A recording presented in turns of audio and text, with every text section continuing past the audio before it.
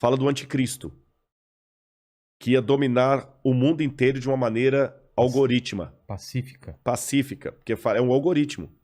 O 666. O que é o 666? O que é o 666? Na época do Antigo Testamento, Deus deu algumas normas para os judeus. O povo do Oriente Médio, ele é muito simbólico, sabe? Ele tem muito esse lance do símbolo que aqui no Ocidente a gente perde. Então o judeu pode olhar, ele usa o paiot, que significa alguma coisa, o kippah, que é aquele chapeuzinho na cabeça. E Deus falou o seguinte, olha, vocês vão pegar a lei de Deus, escrever um resumo da lei de Deus, e vão colocar por frontal entre os olhos, numa caixinha aqui, e também na mão de vocês. O judeu hoje usa na mão esquerda. Pode olhar aqui no Muro das Lamentações, você vê o judeu orando lá, né? Baruch atah b'shem Adonai Eloheinu melech haolam. E ele vai orando no muro e ele tá com aquela caixinha preta aqui e outra na mão. Aí no Apocalipse a gente vê que o inimigo, o diabo, que se vale do anticristo, assim como Deus envia o Cristo... o anticristo é a versão do Cristo pro demônio. Pro demônio, o anticristo. Ele faz uma paródia de Cristo. Aí, como Deus no Antigo Testamento pediu os judeus para ter a lei de Deus na testa e na mão, o anticristo coloca também um sinal, uma marca, na testa e na mão. Então significa uma época em que a lei de Deus vai ser questionada. Nessa época em que a lei de Deus for questionada, diz o Apocalipse, ninguém poderá comprar nem vender, senão aquele que tem a marca da besta e o número do seu nome. Ora, esse número é 666. Aí muita gente pega isso e fala o seguinte, então vou começar a calcular, Hitler dá 666, o Papa, o Saddam Hussein, Bill Gates, até a Ellen White, que é uma pioneira do Adventismo, ela dá 666, Mandíbula, todo dá 666, né?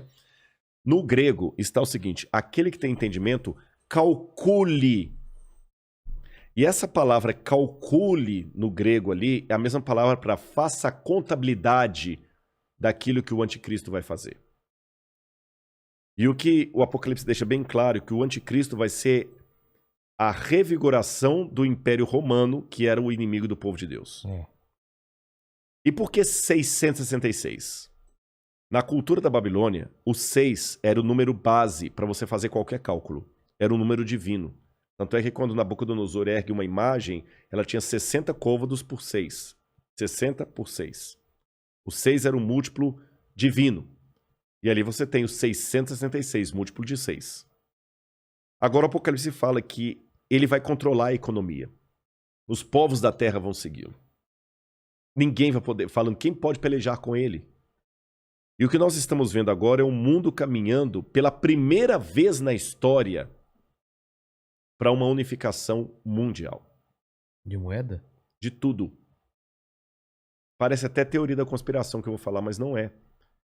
O mundo está caminhando para uma unificação. Rodrigo, mas nunca. Aqui no Brasil mesmo a gente vê a briga dos de esquerda com os de direita. O pessoal não está entendendo. Essa unificação não significa unificação de mente, mas unificação de propósito. Que é um exemplo que o mundo pode se unir por um propósito, apesar de se odiar mutuamente? Pandemia. A pandemia. Exatamente. O Irã está usando máscara, Israel também está usando máscara. Os palestinos estão jogando foguete lá em Israel, o Hamas, mas o israelense está usando máscara, o palestino também. O egípcio está usando álcool em gel, o iraniano está usando álcool em gel, o americano está usando álcool em gel, o russo está usando álcool em gel, então o Putin está usando álcool em gel. A mesma coisa o presidente do Brasil, o presidente da Argentina, da Venezuela, o mundo parou. Então é possível essa união do mundo inteiro em algumas coisas mesmo. Ela não só é possível, como ela é um caminho sem volta. Por que está falando tanto em criptomoeda? Nós já estamos passando por uma transição do dinheiro.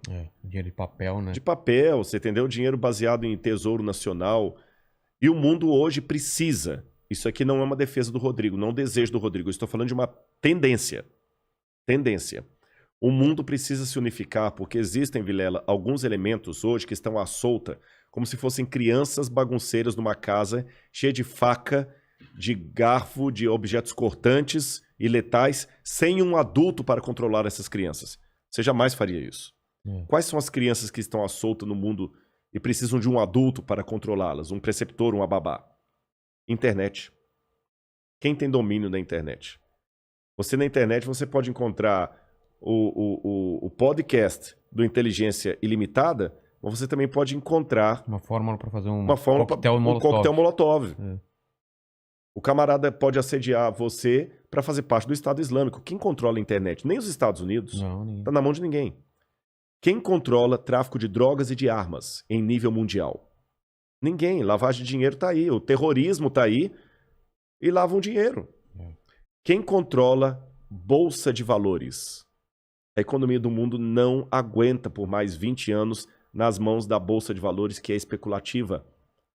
Se cair a bolsa de Tóquio, você nunca foi ao Japão, mas você pode perder o seu emprego e essa casa aqui porque caiu a bolsa de Tóquio. O Bradesco pode falir porque teve um crash na bolsa de Nova York. E a gente viu, essa pandemia viu como nós estamos economicamente vulneráveis. Economicamente vulneráveis. Quem controla o terrorismo mundial? Então esses elementos... mais um. A ecologia. Não quero entrar no debate se a Amazônia é nossa ou não é nossa. O fato é que se a gente não cuidar da Amazônia, o mundo todo se ferra, caramba. Você tá entendendo? Então não tem mais esse negócio assim, é meu. Então hoje a gente precisa de um governo único que com leis mundiais controle a internet, bolsa de valores, que vai desaparecer, o reset tá aí, controle a economia, gastos, terrorismo e tudo mais. E os países, por mais que continue havendo direita e esquerda, situação e oposição, não interessa, Islã e cristianismo, vai precisar se unir, não porque eles se amam, porque não tem outro jeito. E essa união está muito parecida com o caminho de preparação para o anticristo. Agora, a minha questão aqui não é cair naquela esquizofrenia escatológica de achar agora que qualquer coisa eu tenho que evitar porque senão é a marca da besta. Eu já vi gente, isso aqui é sério, que não quer deixar colocar o revolvinho da temperatura na testa da mão, porque aquilo é a marca da besta. Calma. Estupidez, não tem nada a ver um negócio desse, gente, tá bom? Agora, quando esse governo único se interpuser entre a minha fidelidade a Deus e a minha fidelidade ao Estado, esse é o único momento em que eu estou livre perante Deus para ter uma desobediência civil social.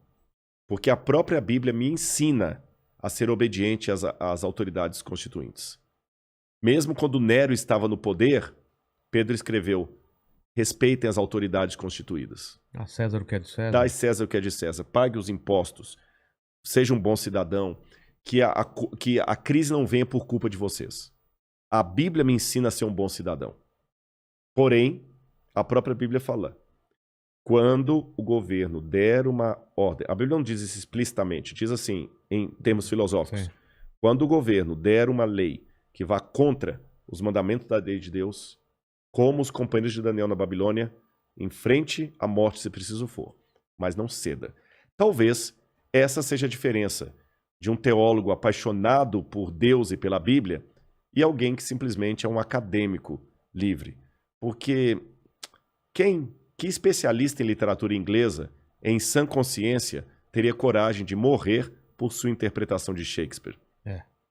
Mas a Bíblia é um livro que já levou muitos ao martírio para não abrir mão daquilo que a Bíblia ensina. Falou que a segunda vinda de Cristo está próxima. Mas, segundo os eventos, o anticristo chega antes. Chega antes. Ele antecede a volta de Jesus. E já está por aqui?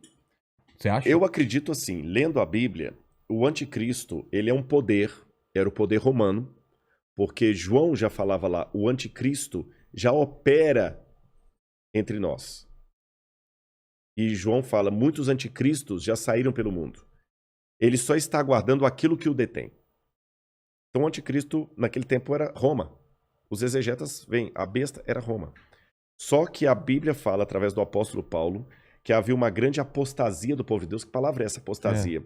Eles abandonariam a fé, se uniriam a Roma, e Roma no futuro voltaria travestida de cristã, por isso que é o anticristo, nome que não aparece no Apocalipse, mas aparece nas epístolas de João. Ah, tá.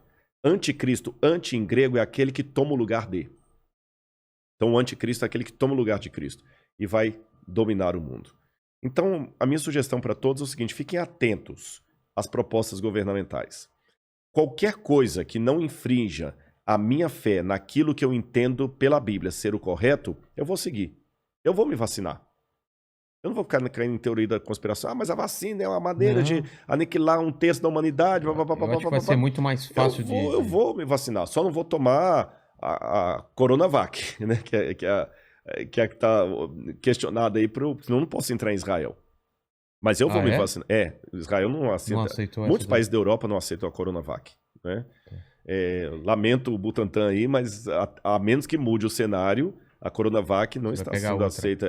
A Pfizer, ou a Moderna, ou a outra, lá de Oxford. Essas são aceitas. Mas eu vou me vacinar. Você está entendendo? Agora, não vou cair em teoria da conspiração. Agora, o dia que houver uma lei que se interpuser entre a minha fidelidade e aquilo que Deus pediu de mim, aí eu estou disposto a enfrentar até a morte.